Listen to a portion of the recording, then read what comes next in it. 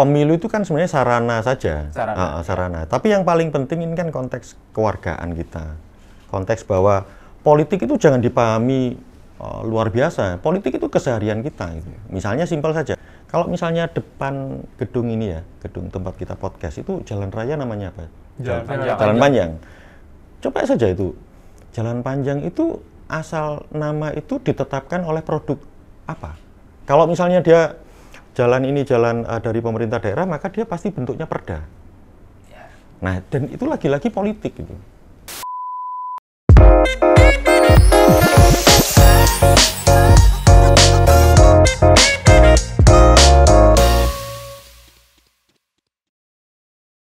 Halo Konco Kilat, selamat datang di Political Talks by Kilat Media.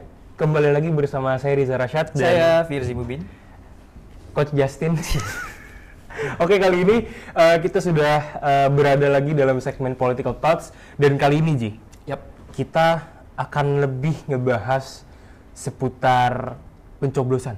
karena tahun depan udah langsung. Ya, kan kalau kemarin kita sama politikus nih, ya kan, lu jangan maju-maju, lu maju. Nggak apa? Nyalek, enggak kan? Nggak kelihatan. Lanjut Riza. Tapi kan kemarin kita udah datang tuh, politikus dari Gerindra, Iya betul. dari Golkar, dari Sabang, Sampai Maroke. iya dong. Ya udah. Ya, tapi kan kemarin kita banyak politikus yang datang sini kan. Nah, kalau kemarin kita ibaratnya mengkampanye kan, sekarang kita harus netral. Karena kita sekarang sudah kedatangan Mas Agus Melas. Selamat datang Mas. Halo Mas. Big applause dong, ayo dong.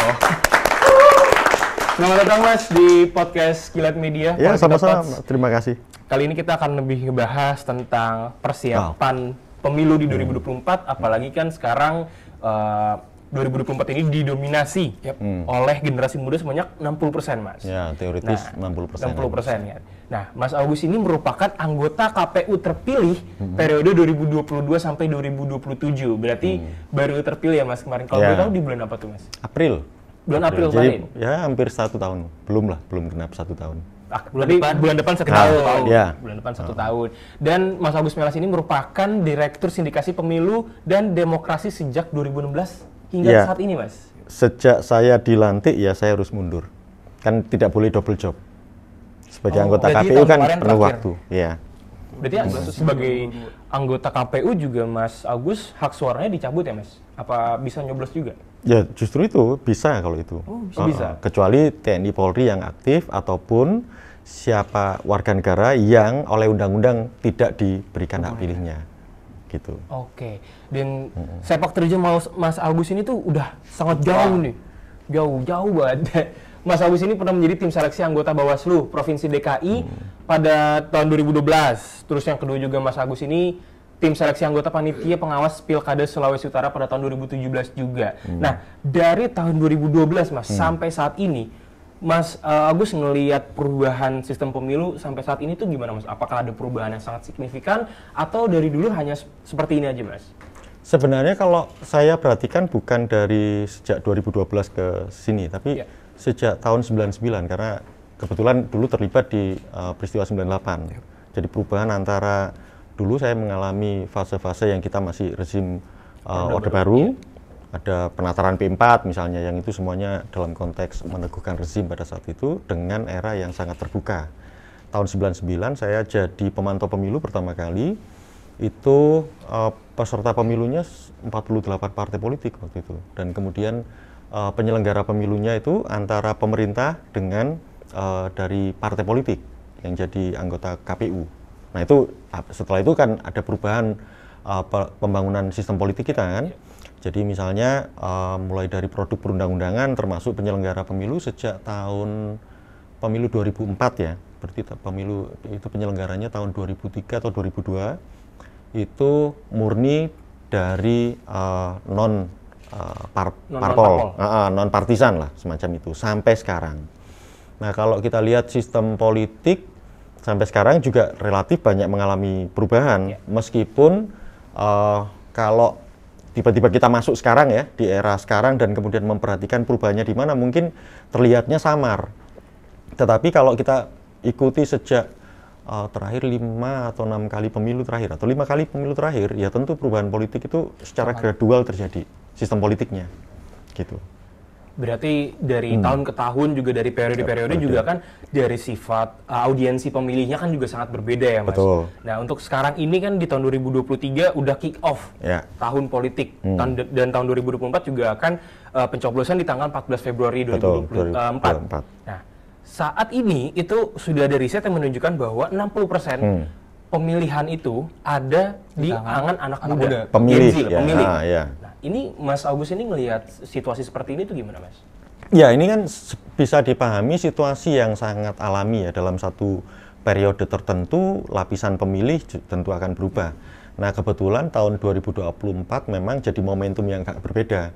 Karena kalau kita lihat generasi pemilihnya di lapisan pemilih itu antara usia yang pemilih pemula gitu, misalnya nanti yang pada tahun 2024 tanggal 14 Februari sudah genap berusia sudah genap 17 sampai nanti cut off anggaplah 39 sampai 40 tahun itu memang proporsinya hampir 60%. Nah, tentu generasi yang situasi sekarang generasi muda ini kan generasi yang tentu total berbeda. Oh iya, betul. Total berbeda dengan kami. Misalnya dulu kami mungkin penggunaan informasi dan alat-alat teknologi sangat terbatas kan. Jadi kami selalu harus baca buku, diskusi.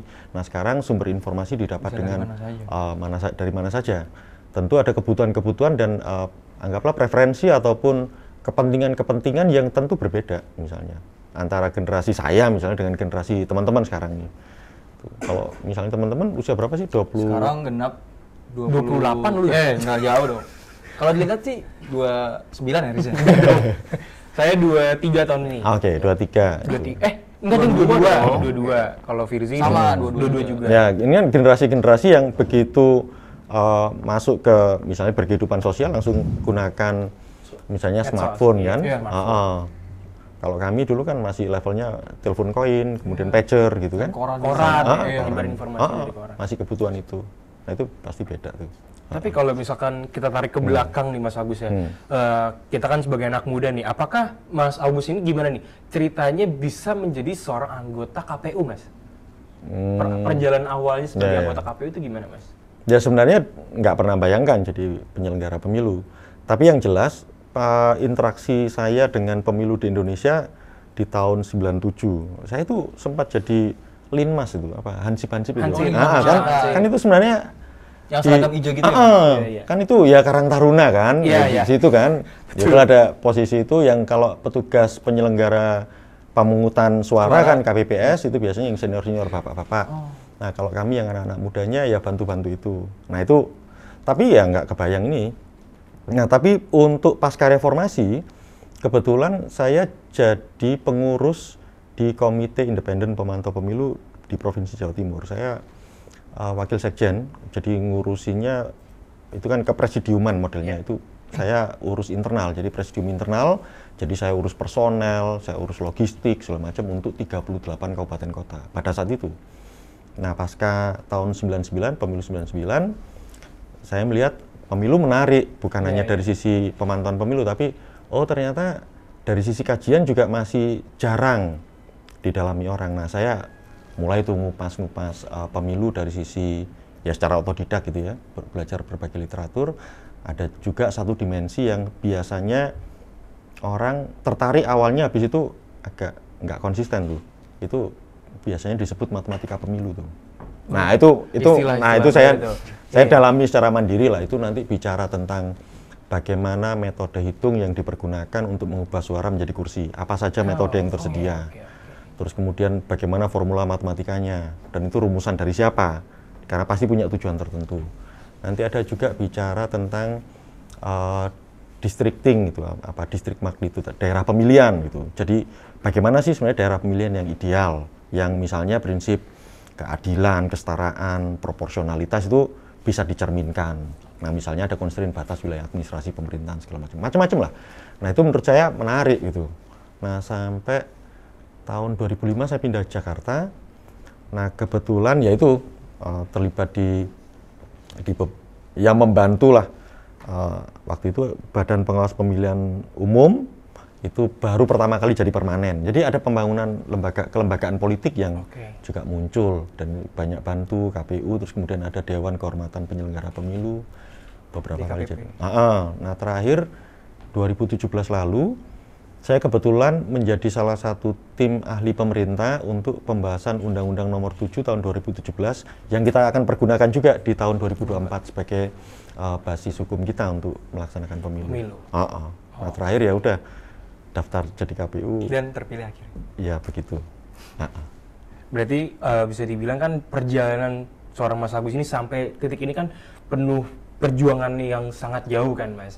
Dan apalagi juga Mas Agus kan juga udah melihat beberapa kali periode pemilihan dari tahun ke tahun.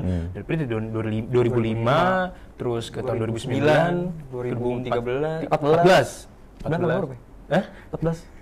Iya. Matematika jelek ya? Betul. 5 periode. Ya, 14 dan sekarang ini kan 2019. udah mau masuk ke tahun 2024 ya Mas. Apa yang Mas Agus persiapkan nih untuk di tahun 2024 yang sudah sampai saat ini KPU lakukan?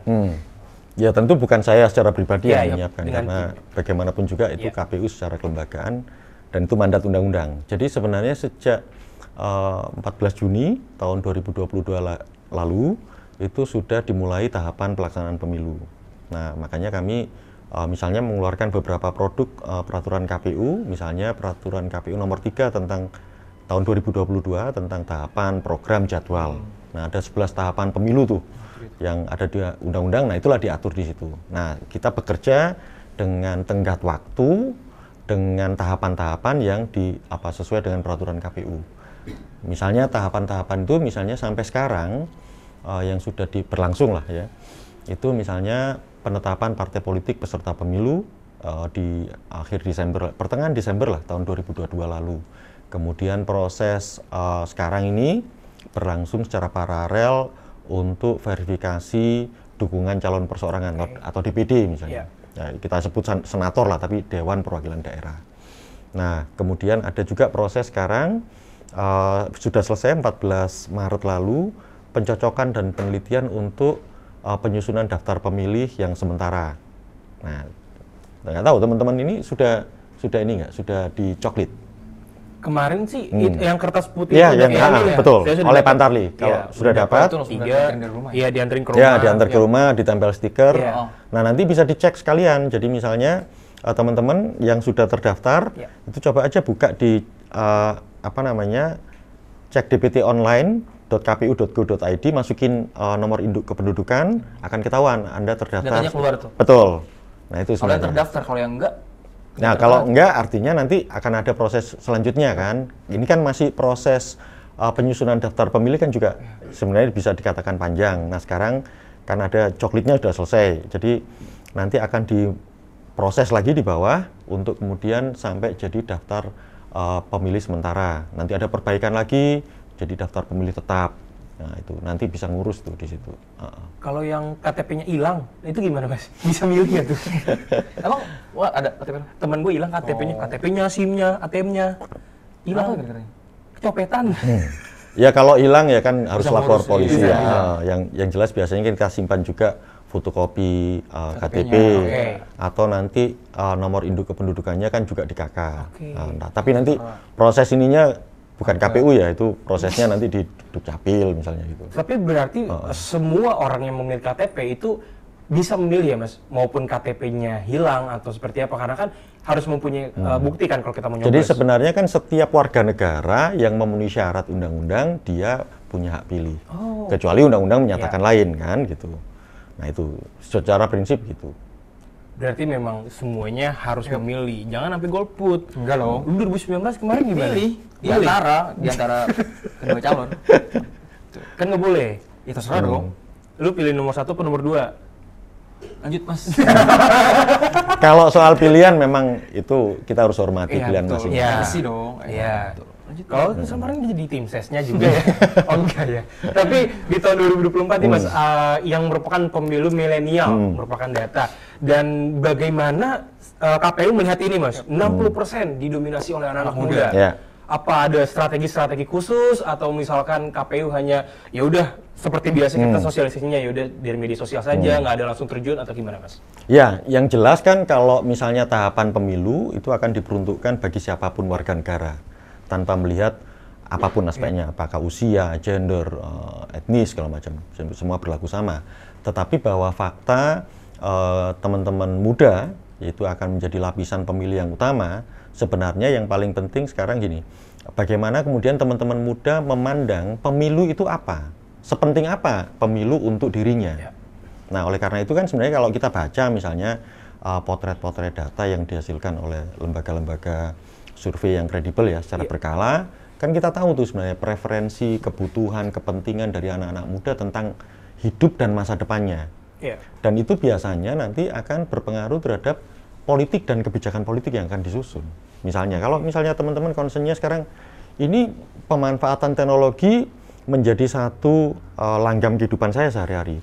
Tetapi bagaimana kemudian kebijakan tentang teknologi yang murah, yang inovatif, segala macam itu kan jadi satu konsen tersendiri. Nah, oleh karena itu sebenarnya kebutuhan itu menjadi kebutuhan politik, dan itu harus bisa diselesaikan melalui pemilu, karena pemilu akan menghasilkan wakil-wakil mulai DPR, kemudian DPD, kemudian presiden ataupun nanti kepala daerah, gubernur, bupati, wali kota, yang semuanya menjalankan tugas dan fungsi mandat untuk membentuk kebijakan, dan itu akan berdampak ke kita.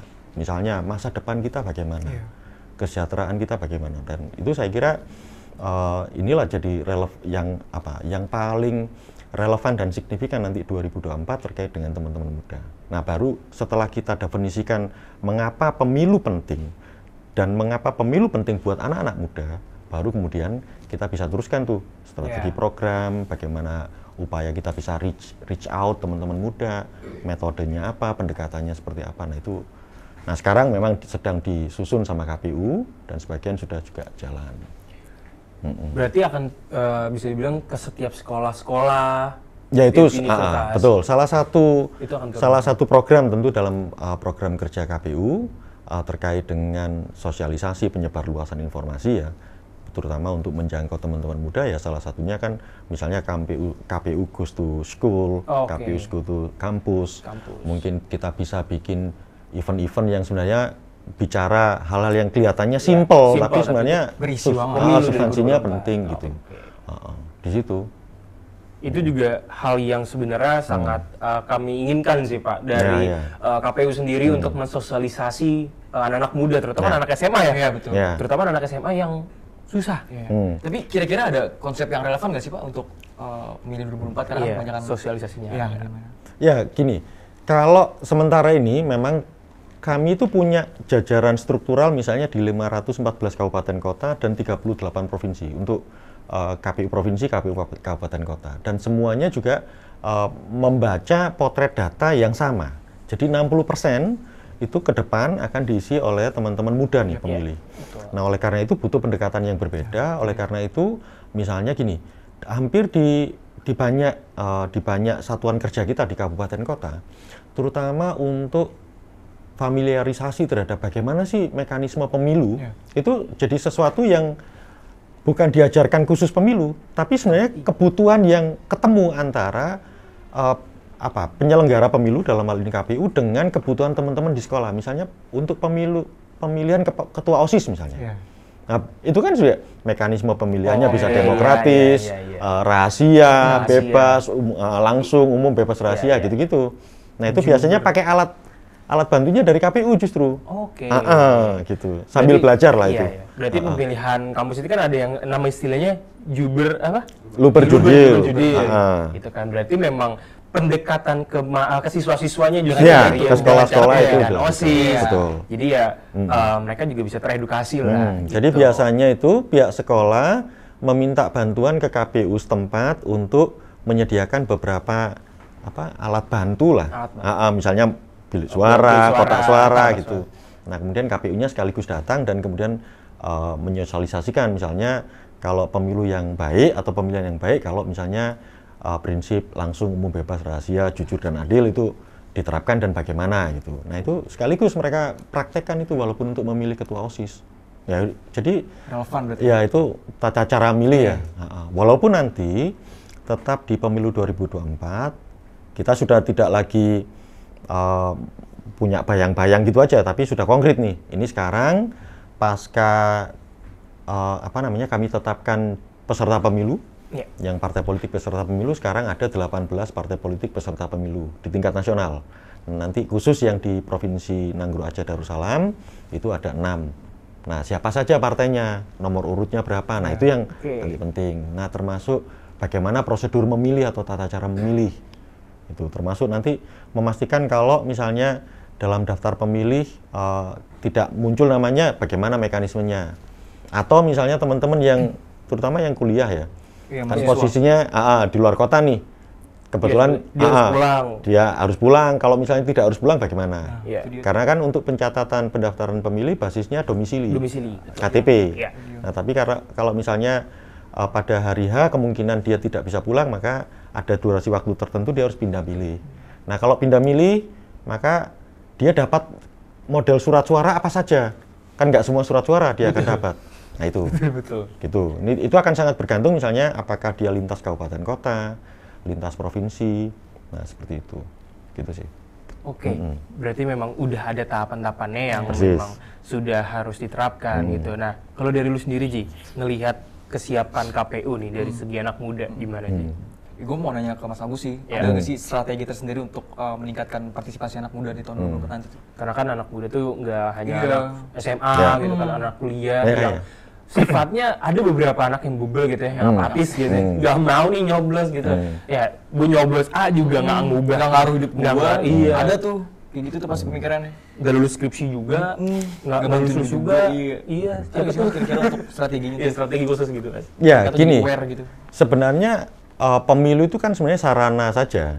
Sarana. Tapi yang paling penting ini kan konteks kewargaan kita. Konteks bahwa politik itu jangan dipahami luar biasa. Politik itu keseharian kita gitu. Misalnya simpel saja. Kalau saya warga negara, saya berhak punya KTP. Ketika saya punya KTP, maka itu akan menentukan misalnya apakah saya dapat skema jaminan sosial, macam-macam. Dan itu semuanya politik. Bahkan simpel saja. Kalau misalnya depan gedung ini ya, gedung tempat kita podcast itu jalan raya namanya apa? Jalan panjang. Coba saja itu. Jalan panjang itu asal nama itu ditetapkan oleh produk apa? Kalau misalnya dia jalan ini jalan dari pemerintah daerah, maka dia pasti bentuknya perda. Nah, dan itu lagi-lagi politik gitu. Di situ. Jadi misalnya termasuk teman-teman kuliah sekian semester bayar sekian, itu juga hal yang sebenarnya keputusan politik. Jam sekolah misalnya, jam 7 sampai jam sekian atau jam berapa sampai jam berapa, itu juga keputusan politik. Jadi politik itu sesuatu yang keseharian kita. Lepas bahwa kita tidak bisa nafikan ada anak-anak, saya nggak peduli gitu. Bisa saja. Tapi percayalah, sepanjang dia warga negara, dia akan ikut setiap keputusan politik, apakah misalnya nanti dalam bentuk undang-undang, akan berdampak ke semua orang tanpa terkecuali yang ada dalam sistem politik itu atau negara itu. Nah, itu. Nah, tinggal kemudian sepenting apa kemudian politik dan mengapa kemudian pemilu itu penting. Nah, itu yang harusnya mampu ubah. Kalau upaya untuk strategi mendekatinya ya, itu misalnya gini. Tentu sasaran kita ke teman-teman muda yang milenial yang biasanya punya basis komunitas kan. Nah, itu. Benar. Nah, misalnya gini, ada juga perkembangan pengaruh dari influencer. Oh ya. Tapi justru kalau kita lihat pola interaksinya teman-teman muda kan biasanya circle pertemanannya itu yang penting. Jadi kalau misalnya Anda berdua dengan komunitas yang lain itu, dengan teman-teman yang lain punya satu komunitas biasa diskusi, biasa kongko, dan kemudian menggunakan media sosial, harusnya media sosial itu yang kemudian jadi sasarannya KPU. Karena nanti informasi yang ada di media sosial teman-teman itulah yang kemudian didiskusikan di antara teman. Dan apakah itu penting untuk dibahas? Itu di situ. Nah, ini pesan buat anak-anak muda juga dari kita semua nih. Kalau misalkan kalian masih apatis terhadap pemilihan politik, itu ya nggak akan ada habisnya gitu. Kalian masih warga negara Indonesia, pasti kalian masih milih. Mau tahun ini nggak milih nih, pasti ntar akan milih juga. Ini bagus juga berarti itu orangnya. Nah, itu batu. Salah circle, salah influencer, salah siapa lagi? Nggak tahu deh. Tapi itu lah. Jadi buat anak-anak muda, jangan sampai hak suara kalian satu hak suara itu sangat penting. Betul. Untuk pemilihan legislatif, presiden maupun kepemimpinan daerah gitu kan. Nah, untuk selanjutnya Mas, kira-kira nih akan seperti apa nih yang akan terjadi di tahun 2024? Apakah nanti akan terjadi anak-anak milenial yang akan membantu sosialisasinya atau malah akan didominasi ya kembali lagi dengan segmen yang orang tua dari tahun ke tahun? Ya, kalau misalnya anak-anak mudanya kan itu sudah situasi alami ya, kita tidak bisa hindari bahwa di periode 2024 fakta lapisan pemilihnya generasi muda. Nah, pertanyaannya satu, bagaimana kemudian meyakinkan generasi muda bahwa pemilu itu penting dan pemilu itu juga akan menentukan arah masa depan bangsa kita. Karena suka tidak suka, generasi saya akan segera lewat, selesai. Mungkin posisinya udah selesai. Nah, generasinya teman-teman yang akan maju ke depan. Bagaimanapun juga lapisan 60% anak-anak muda ini ke depan, suka tidak suka, Anda mau tolak atau tidak, Anda lah yang akan menanggung segala beban bagaimana negara kesatuan Republik Indonesia ini yang kita sepakati demokratis harus tetap berjalan di situ. Nah, tentu ini satu hal KPU punya tanggung jawab untuk sosialisasi. Tentu ini juga tidak bisa diabaikan oleh partai politik peserta pemilu ataupun nanti peserta pemilu yang lain, apakah calon perseorangannya yang DPD ataupun calon presiden wakil presiden, untuk memotret bagaimana kebutuhan dan kepentingan anak-anak muda itu kemudian dirumuskan dan kemudian disusun dalam bentuk program dan ditawarkan untuk jadi ini komitmen kita bareng-bareng nih untuk nopang bangsa kita lewat mekanisme pemilu. Sebenarnya sih itu. Jadi suara-suara anak muda tidak hanya butuh didengarkan oleh kami sebagai penyelenggara untuk dalam rangka menjangkau, dalam rangka membuka informasi apa saja yang harus diberikan untuk diketahui, termasuk juga program-program apa saja yang nanti kita bisa yakini akan membawa bangsa kita ke depan lebih maju di situ, pasca 2024. Yang semuanya justru ya pasca 2024 nanti di 2029 ya udah teman-teman muda yang 60% awalnya itulah yang akan ngambil keputusan. Jangan-jangan begitu. Betul. Di situasinya. Di tahun 2024, tanggung jawabnya berat kan? Iya, berat. Dan tidak bisa ditolak. Generasi akan berubah. Iya, itu shifting generasi kan normal itu. Shifting generasi normal. Sekarang masih dikuasai oleh generasi seperti Mas Agus. Ya, saya terakhir ya baby boomer lah saya ini kan, misalnya kan. Kan gitu kan. Tapi nanti kan juga akan beralih. Kita generasi di bawah kita. Jadi kalau misalnya kita nggak milih, gimana Indonesia maju gitu loh. Jadi anak-anak muda lah jangan tertutup dalam bidang seperti ini ya. Pemilihan KPU ini adalah pemilihan yang sangat sifatnya bahaya kalau misalnya kita nyoblos. Satu suara itu sangat penting. Menentukan. Betul sekali. Ya kan? Anak-anak kuliah contohnya. Lu kesel kan pada sama kampusnya masing-masing, mungkin kan biaya operasional mahal, tiap semester nambah, SKS nambah, kok lu ngeluh sendiri? Itu belum rektoral Nggak, tapi kayak misalkan ngeluh segala macem kalau misalnya kita salah pilih coblos atau kita nggak nyoblos, sayang gitu yang tadinya suara kita bisa tersuarakan dan bisa didengar oleh pejabat, jadi kita nggak bisa gitu kan. Gimana Ji kalau dari lu ngelihat situasi politik 2024 ini? Pilihannya ya justru. Kalau menurut gue 2024, misalkan kemarin kita nyoblos kan, maksudnya masih sangat formal dan monoton kan menurut gue. Padahal kan pemilih terbesar anak muda nih, yang rata-rata kurang minat dengan hal ini. Kenapa sih sosialisasi yang tadi gue bilang kenapa masih sangat formal dan monoton sih? Gitu Mas. Ya. Salah satu keresahan dan keluh kan. Betul, itu PR KPU juga itu. Bagaimana kemudian nanti format sosialisasinya mungkin lebih luas, lebih fleksibel, dan kemudian menjangkau misalnya komunitas-komunitas yang secara terbatas tapi sangat dedicated untuk urusan penyebarluasan informasi kan. Itu yang kami juga rumuskan di situ. Formula-formula yang misalnya lebih ngepop gitu ya, lebih simpel, misalnya mungkin diselingi sama konser musik, stand up comedy, apapun itu untuk masuk ke teman-teman muda tentang pemilu. Tapi kalau misalkan Mas Agus mau minta tolong kita berdua untuk menyuarakan, siap. Kita siap. Saya siap. Mati pun saya siap. Nah, pokoknya ini dicatat lah ya. Makanya kalau anak muda nanti nih kita turun gitu kan ke daerah Cepu, daerah Blora, Pangmongpek. Itu bagus daerah itu. Itu daerah bagus. Mas Agus tahu Pangmongpek Mas, di mana itu Mas? Daerah Jawa Barat itu pokoknya. Oh iya. Iya, daerah Jawa Barat. Nah, itu Firji dari sana Mas. Enggak. Di sana itu emang kemarin sistem jalannya susah. Iya, jalannya hancur. Enggak, emang kan lu susah pakai Iya. Tokatnya mana? Jangan ngedikin komunitas gue banyak. Iya. Tapi kan kantor kita support. Support sangat. Gimana bisa kesembuhan beli. sekarang udah berapa Lanjut, persen? Mas. Jadi dengerin orang gini. Tapi Iya. kita dari tadi sudah ngebahas tentang sistematika pemilihan di umum di 2024. tahun 2024, formula-formulanya. Mungkin ada satu pesan saya untuk KPU juga, Mas. Mohon sistem bukan kampanye sih, menyuarakan untuk tahun 2024 ini mungkin bisa lebih dibikin simple, Mas. Yeah. Bisa dibikin seperti vlog mungkin. Iya. Mas. Ya, ya, Karena ya. kan anak-anak zaman sekarang jujur ya, Mas. Saya sendiri pun kalau misalkan didatangi misalkan oleh KPU ke kampus nih, kita kurang minat. Iya. Ya, ya, ya. Kita punya kesibukan Betul. masing-masing mungkin, atau kita ada di auditorium itu kan juga kurang. Ya, ya. Mungkin Yang tadi gue bilang, sebenarnya itu agak monoton, jadi kita kayak ngerasa Iya. ngapain deh gini. Iya, Iya. iya. ini mendingan gue nongkrong, Iya. ya. Atau mungkin ya bisa bikin vlog. Iya. Atau kita berdua kita bisa turun, kita bisa nge-MC kok. Bisa banget. Itu bisa banget deh. Itu ngelus-ngelus sedikit, tapi harapan Mas Agus Iya. nih untuk anak muda di tahun 2024 khususnya untuk Generasi kita nih. Generasi kita apa nih, Mas? Ya, yang jelas fakta bahwa 60% itu masa depan kita akan ditentukan oleh teman-teman kan. Dan oleh karena itu sebenarnya kalau kita punya persepsi yang sama bahwa mengapa pemilu itu penting dan mengapa masa depan di pemilu kita menjadi penting. Nah, itu harapan itu yang sebenarnya persepsinya perlu kita bangun bersama-sama. Nah, kedua, harapan yang kedua begini.